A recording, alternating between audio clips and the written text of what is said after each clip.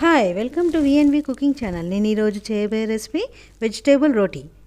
దానికి కావాల్సిన పదార్థాలు: 1 కప్ మైదా పిండి, 1 కప్ గోధుమ పిండి, 1/2 టేబుల్ స్పూన్ సాల్ట్, 2 టేబుల్ స్పూన్ల క్యారెట్ తురుము, 2 పచ్చిమిరపకాయలు, 2 టేబుల్ స్పూన్ల పాలకూర,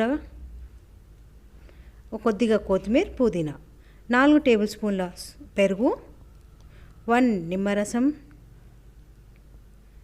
ఒక చిన్న సైజు పొటాటో తురుము. ఇవన్నీ వేసి మనం పిండిని ముద్ద చేసి పెట్టుకోవాలి. ఒక హాఫ్ అన్ అవర్ తర్వాత ఇలా రోటీ చేసుకొని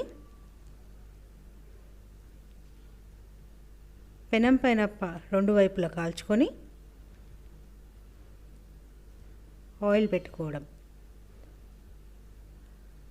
అంతే, ఎంతో టేస్టీ వెజిటేబుల్ రోటీ రెడీ. ఇది పచ్చళ్ళలో కానీ ఉట్టిగా తిన్నా బాగుంటుంది.